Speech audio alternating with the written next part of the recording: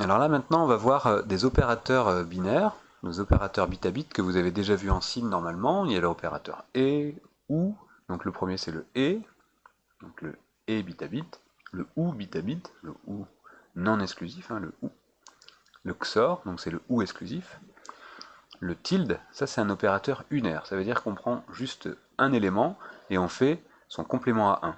Le tilde ça fait le complément à 1.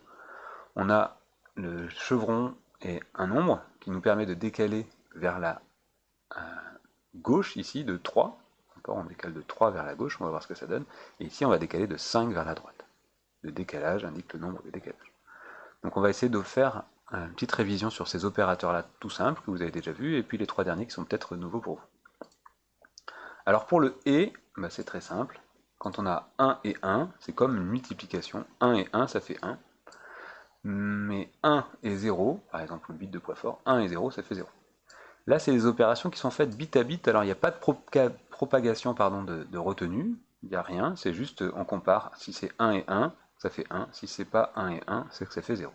D'accord? Avec le et, il n'y a que 1 et 1 qui est vrai, qui est à 1.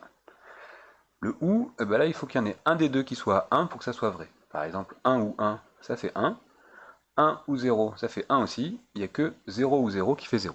Donc pour le ou, on aura un 0 que si on a un 0 en face d'un 0 dans l'opération. Le XOR, là c'est un peu différent. 1 plus 1 avec le XOR, on dit plus, c'est le ou exclusif, on écrit avec un plus qu'on entoure. 1 XOR 1, ça fait 0.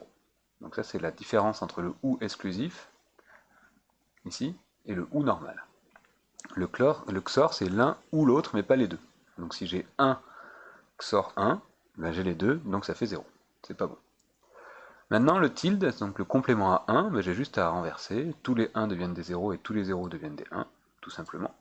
Cet opérateur-là, il permet de décaler à gauche. Donc je prends ce nombre et je décale à gauche. C'est-à-dire que les 3 bits de poids le plus fort, ils disparaissent et je garde 1, 0, 1, 0, 1. Et là, je mets 3 0 à droite. D'accord? J'ai pris ce nombre-là que j'ai décalé vers la gauche de 3.